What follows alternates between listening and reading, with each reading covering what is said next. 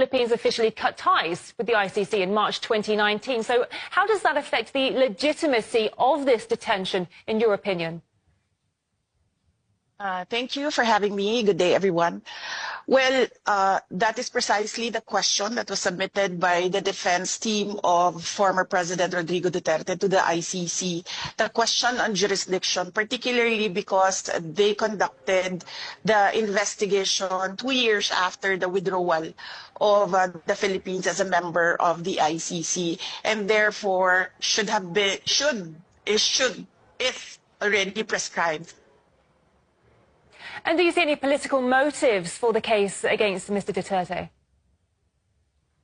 Well, yes, because before his detention, former President Duterte was a staunch critic of the Marcos administrations. There are serious allegations and questions about his competency and allegations about drug abuse that came from the former President Duterte.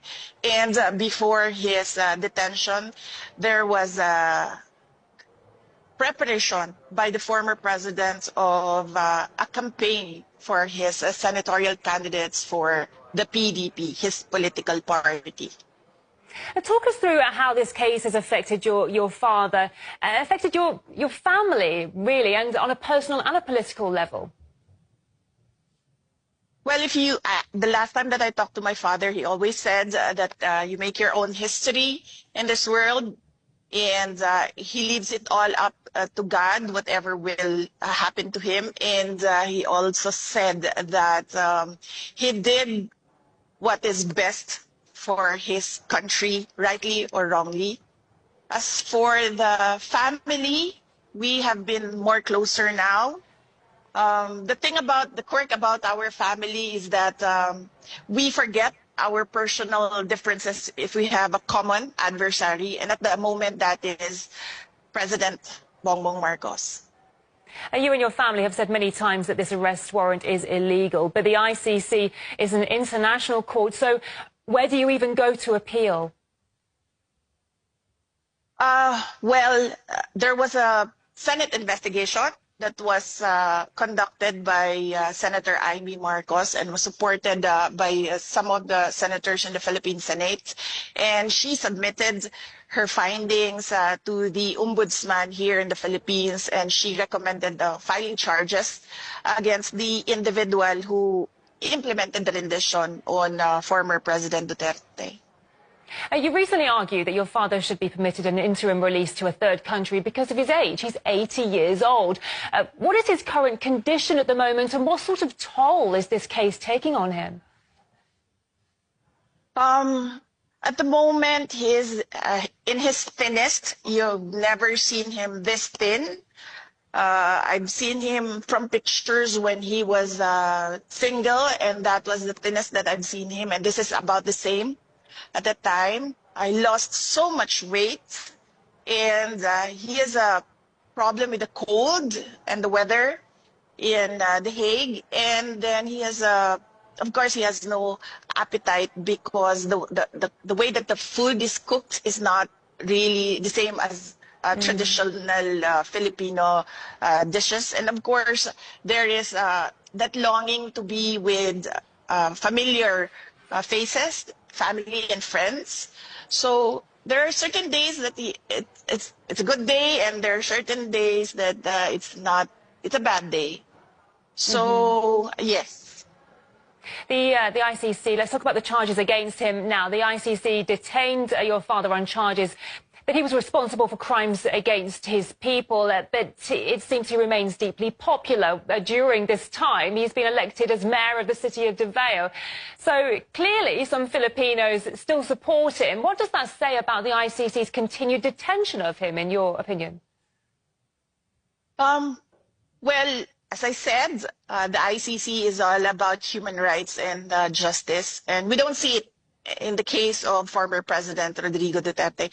He has been in detention for more than 100 days without recourse for bail, and now his petition for interim release has been vigorously opposed without a legal reason by the prosecution. He has already stated in his brief that he is not a flight risk because of his age. If you can see the footage where he was pushed up the plane, he really had no strength at all to resist. And he doesn't intend to intimidate witnesses. He hasn't done that. He's been mayor. He hasn't done that. He was president when the ICC case was filed. He hasn't done anything at all with the witnesses. We all know the list of witnesses because we have information coming in from the investigations conducted by ICC investigators here in the Philippines, and he hasn't done anything.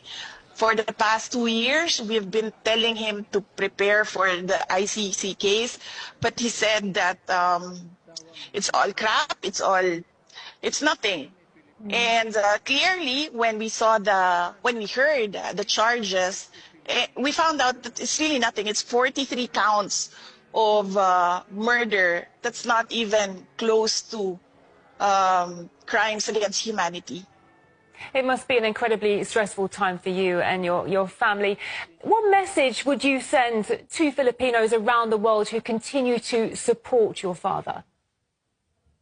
Yes, in fact, majority of the Filipinos in the Philippines continue to support former President Duterte. A lot of them pray for his return to Davao City, and a lot of them pray that he will be acquitted of the charges. And we thank the Filipino communities around the world for their prayers. It is a big help, and it helps President Duterte to know that Filipinos regularly visit The Hague, even if they are just outside the detention unit. And Filipinos regularly conduct rallies so that the world will listen of the injustice that is done to him by the ICC. And indeed, you have your own concerns currently with an impeachment process against you in the Philippines. You say it's politically motivated. Explain to us, what could these motives be exactly, and who do you think could be behind this? Well, it's all about the refusal or the intent of President Marcos. It is the intent of President Marcos not to step down. He wants to perpetuate himself or his family in power. It is clear from the moves of his administration against political opponents. And in fact, one of his relatives, and this is a personal knowledge of mine, has expressed that he wants to run for president. This all started with the People's Initiative, wherein they wanted to amend the Constitution to shift into a parliamentary form of government where the Prime Minister is not voted by popular choice. When they failed in this, they started the impeachment. And clearly, evidence shows that the members of the House of Representatives, many of them who signed, did not read the articles of impeachment. And one particular member of the House of Representatives already said publicly that there was money in exchange for the signatures in the articles of impeachment. Because I am the front runner in the presidential race in 2028, the survey shows that. And I think they want to eliminate the front runner. I see. Do you think there might be a connection between the detention of your father and the impeachment process against you? I believe so, yes. They think that if they take out former President Duterte, they will weaken me because it's one brand, it's one family. The Philippine Senate recently returned the impeachment complaint to the House. What will the next steps be? Well, I do not know with the Senate what will be their next steps. They required us to submit an answer to the articles of impeachment, and we did that. We submitted it the other day. And we're waiting for instructions from the Senate on what to do next.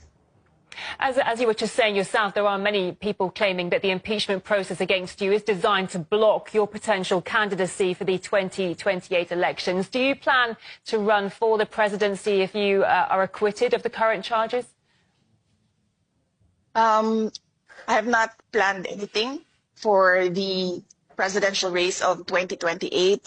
Some supporters have given me a deadline of the fourth quarter of the year 2026. So that is when I will decide if I will run for president on 2028. Your approval ratings are currently, well, reached 59% in March. What sort of public support have you received since then? Do you have a feeling that a majority of the Filipino people stand behind you?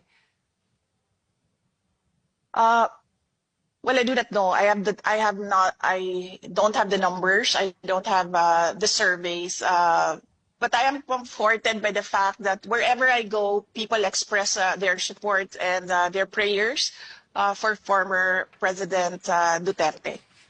If we can just touch upon geopolitics for a moment, because the US often interferes in disputes between the Philippines and China in the South China Sea. I'd like to ask, what's your opinion on Washington's role in the region? Well, for the Philippines, our constitution clearly states that we should have an independent foreign policy. So our relationship with the U.S. and our relationship with China should be two separate engagements, and we should not lean towards the U.S. for our problems with China, particularly our issues in the West Philippine Sea. Yeah, the Philippines is kind of in the middle of all this, isn't it? Because the Philippines being a long-time ally of the US and Asia, at the same time Manila maintains robust trade ties with China. So I'm just wondering how difficult it is for the Philippines to find the right geopolitical balance between these rival superpowers. Well, as you can see right now, the Philippines, clearly the administration of President Marcos is leaning towards the U.S. and is alienating China. And I really believe, and I've been asking for his explanation on where is the independent foreign policy of the Philippines currently.